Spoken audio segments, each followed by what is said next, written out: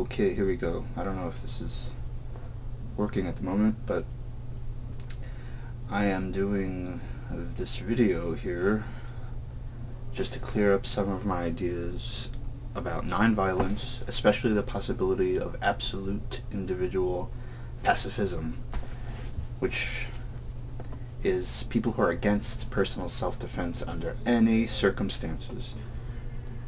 Any situation that could come up, you are against defending yourself and even possibly your family and the world. So, I'm going to play devil's advocate to people who say absolute pacifism on the individual and or international level is morally wrong, which is what everyone says and most humans think evil and just stupid. So here are some of my arguments against these some allegations. Here are the arguments against nonviolence, though, first, and then I'm going to kind of give the other side, the pacifism side. Or, these are no level of importance. A, complete pacifism, or even passivism with a V, which I'll talk about later, is impossible. Because on a genetic level, all humans, all animals, even all living things, maybe, defend themselves. Nobody can say they will not fight back against someone attacking them or their family until it happens. That's people's defense. That's A. Now B, pacifism and people who are against self-defense are evil. You know, if you don't defend your own child, you're morally wrong and possibly evil person if you don't defend your child. That's pretty much what morality is all about, I suppose. Okay, C, we're on the third point, that it is inhuman. For instance, the Hitler thing, if you wouldn't go back in time and kill Hitler, you're morally backwards. You have condoned the slaughter of millions of innocent people by your negligence and cowardice by not fighting to kill such an evil person. I'll probably go into more details in a different video, maybe about other evil people and their backstory, because I'm learning myself. So, and this is the fourth point, or the D, as I like to call it since they're interchangeable, is the idea that if you're not fighting back towards people who are evil, basically, you will become an ultimate slave eventually. Everyone will become there'll be ultimate slavery on the earth. Or everyone will be murdered in some strange circumstance. We'll all be killed by a Hitler wannabe. So that's it. A, it is impossible. 2, it is evil. 3, it is inhuman or morally backwards. And 4, who wants to become a slave? The idea of ultimate slavery of the world. Okay, I know those are extremes, but those are the arguments. So, I'm going to counteract these claims real quick. Well, maybe not so quick. First of all, it's impossible because we're animals and we'll never know if we could, until somebody hurts us, how will we react? But my counter argument, or what I was thinking about, is that we are animals, but we do have conscious brains.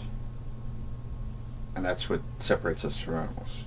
We have conscious brains, we can make decisions and logic and blah blah blah. So doesn't it make sense that we can't train ourselves not to fight back and actually try to gain skills towards the goal of being truly a peaceful person? Now, that could mean like the total revolutionary school like Gandhi set up, even though I know Gandhi was not a pacifist in the ultimate absolute sense because of circumstance and people around him, which I'll probably talk about later, it seems like if someone can't even train ourselves not to be violent, what's the point of being human if we can't do that with our brains, our powerful brains? We can't be as peaceful as we possibly can in every way.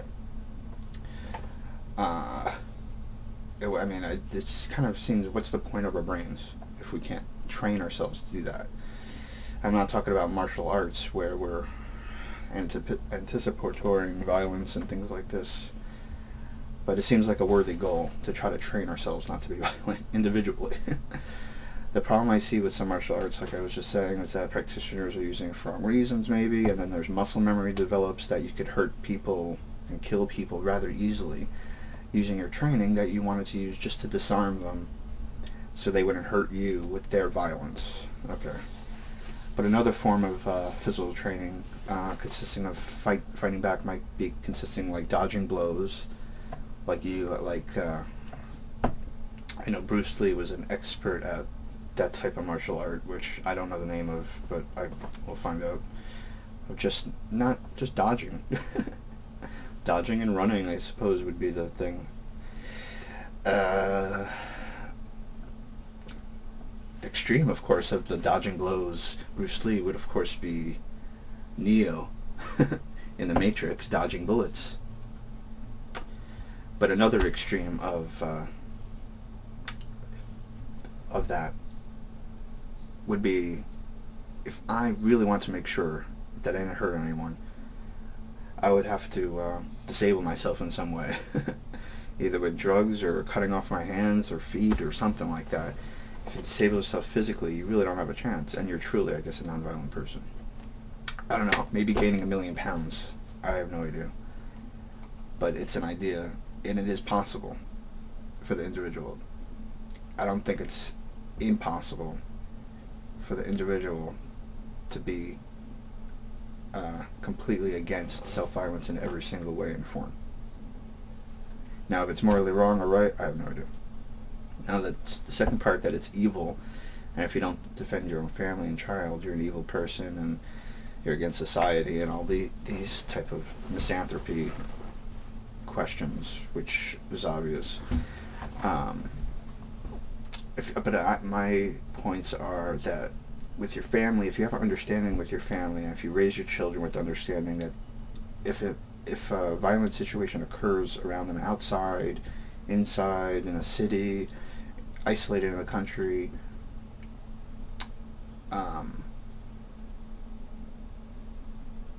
you would have different types of escape plans, and you would plan it out, and pretty much non-violence, even in your family situation, I don't think would be considered cowardice.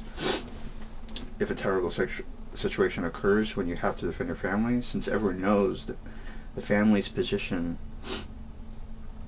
together, wife and children, a plan can be made to escape truly terrible, deadly situations by running, by finding a plan to run away, knowing where you are all times, type of situation, just like regular people do who believe in self-defense wholeheartedly.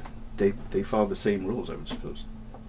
And for situations where one can't prepare, there might be no hope for someone who carries bazookas and knows as much kung fu as anyway. Like, if 1,000 people came around the corner with 1,000 machine guns, you could have 100 bazookas, and you're probably still going to die.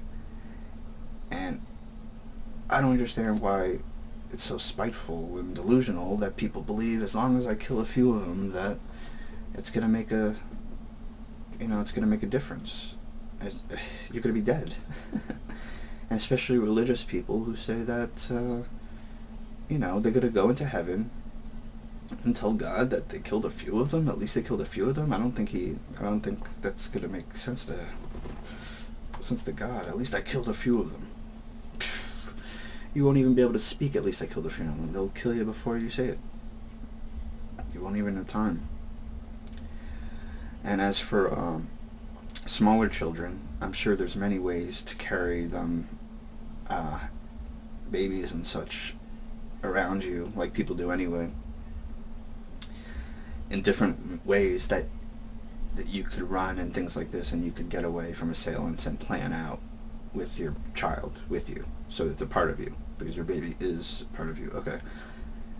And that's about all I have to say about protecting your family. I might do another thing on that, because that's another important thing, because a lot of people believe protecting other people, and especially your family, is as important as